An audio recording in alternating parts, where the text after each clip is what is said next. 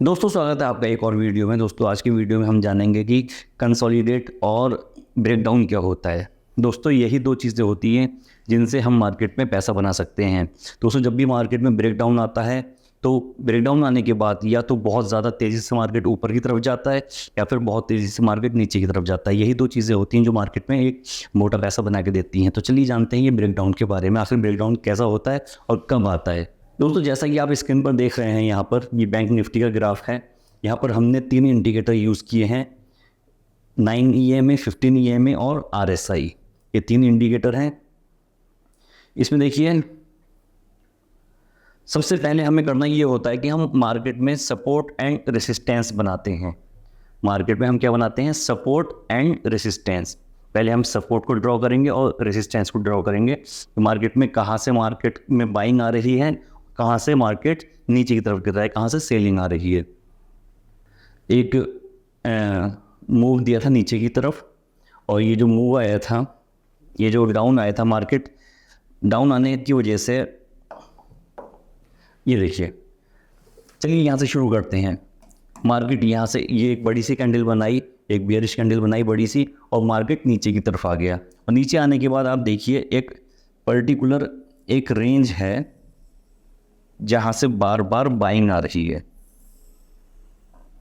जैसे मैंने बताया था कि कोई पर्टिकुलर, जैसा कि हमने डिस्कस किया था कि कोई भी पर्टिकुलर लाइन नहीं होती है सपोर्ट की, एक जोन होता है। तो इस जोन से देखिए यहाँ पर बाइंग आई और मार्केट ऊपर की तरफ चला गया, फिर मार्केट नीचे गिरा, फिर यहाँ से बाइंग आई, हल्का सा ऊपर गया, फिर यहाँ से बाइंग आई और यहाँ से बाइंग आई, फिर इसी यहाँ से इस एरिया से इस जोन से बाइंग आ रही है। या फिर आप इस तरीके से ज़्यादा पॉइंटों को मिलाते हुए हम इसे कवर करते हैं। तो ये हमारा बाइंग जोन हो गया, नीचे वाले को हम इरेज कर देते हैं। ये हो गया हमारा बाइंग जोन, यहाँ हमारे बायर्स बैठे हुए हैं। इसी तरीके से चूंकि बाइंग जोन है तो सेलिंग जोन भी होगा। अब ये देखिए इसमें हम ज़्यादा से ज़्यादा पॉइंटों को मिलाते हैं, ये हमारा आगे तक कर देते हैं इसे। ये हो गया हमारा सेलिंग जोन। जब भी मार्केट यहाँ इस जोन में आ रही है तो यहाँ से मार्केट ऊपर की तरफ जा रही है, और जब मार्केट ऊपर इस जोन में आ रही है तो मार्केट नीचे की तरफ आ रही है। ये देखिए मार्केट यहाँ पर आई तो मार्केट को नीचे पुश कर दिया, मार्केट नीचे आ गई। जब मार्केट इस जोन में आई तो यहाँ से आने के बाद फिर बाइंग आई, बाइंग आने के बाद फिर इस जोन में गई, फिर से सेलिंग आ गई। और यही जो है कंसोलिडेट, इसे हम इस तरीके से भी ड्रॉ कर सकते हैं। यही कंसोलिडेट ये चलता रहा मार्केट में। कब तक चलता रहा? जब तक कि किसी एक तरफ का, या तो सेलर साइड का या फिर बाइंग साइड का ब्रेकडाउन नहीं आ गया। अब यहाँ देखिए जैसे ही ये ब्रेकडाउन आया, ये यहाँ पर जैसे ही ब्रेकडाउन आया, मार्केट ने एक बड़ा सा मूव बनाया और मार्केट ऊपर की तरफ चली गई।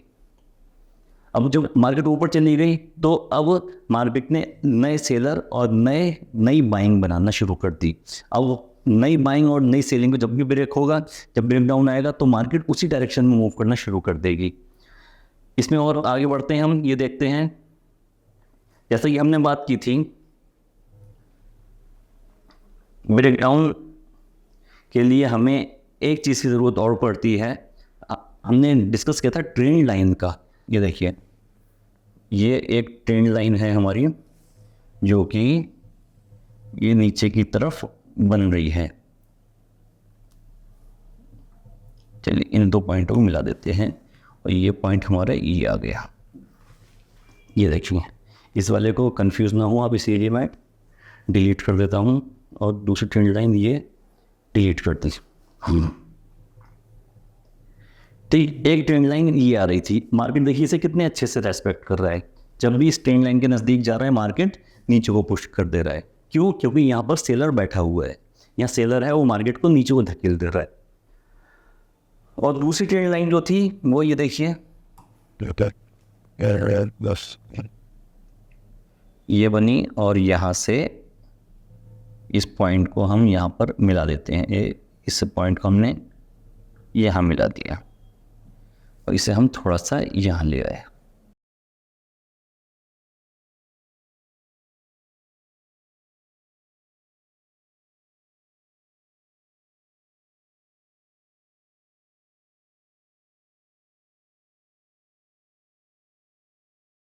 देखिए पहली जो ट्रेंड लाइन थी वो ये बन रही है ऊपर, और दूसरी ट्रेंड लाइन ये नीचे की तरफ बन रही है। नीचे वाले कैंडल के पार्ट्स को विक को मिलाया और ऊपर वाली विक को हमने 2 पॉइंट को मिला के एक ट्रेंड लाइन बनाई और एक ट्रेंड लाइन हमने नीचे बनाई। दोनों ही ट्रेंड लाइन मार्केट को रेस्पेक्ट कर रही हैं, या फिर ये कहें मार्केट इन दोनों ट्रेंड लाइन को रेस्पेक्ट कर रहा है। अब मार्केट ना तो यहाँ से ऊपर जा रही है, इस ट्रेंड लाइन से ऊपर गई है कहीं पर, ना ही इस ट्रेंड लाइन से नीचे गई है। सिर्फ एक जगह यहाँ पर मार्केट नीचे आई है, और जैसे ही मार्केट नीचे आई है तो मार्केट को ऊपर को पुश कर दिया बायर्स ने। मार्केट को बायर्स ने ऊपर की तरफ पुश किया, लेकिन चूंकि यहाँ पर सेलर स्ट्रांग हो गए थे, ऑलरेडी मार्केट काफ़ी नीचे आ चुकी है। ये देखिए आप, सेलर जोन काफ़ी नीचे आ गया है। तो अब सेलर जोन यहाँ था वो यहाँ आ चुका है। जब सेलर जोन नीचे आया है मतलब ये कि अब इसके चांसेस ब्रेकआउट आने के बढ़ चुके हैं, और तुरंत एक बड़ी सी कैंडल बनी और इस ट्रेंड लाइन का ब्रेकआउट आ गया। और जैसे ही ब्रेकआउट आया मार्केट ने एक मूव देकर डायरेक्ट बहुत तेज़ी से नीचे की तरफ आ गई। तो इस तरीके से मार्केट में ब्रेकआउट कब आता है, या तो सपोर्ट जोन टूटता है या फिर रेसिस्टेंस जोन टूटता है, तब मार्केट में ब्रेकआउट आता है। अगर मार्केट में सपोर्ट और रेसिस्टेंस, अगर सपोर्ट जोन टूट रहा है तो मतलब मार्केट अब नीचे को जाएगी और हमें एंट्री पुट में बनानी है, मतलब हमें प्रॉफिट पुट खरीदने में होगा। और अगर मार्केट इसे तोड़कर ऊपर चली जाती है तब हमें कॉल बाय करने में प्रॉफिट होगा।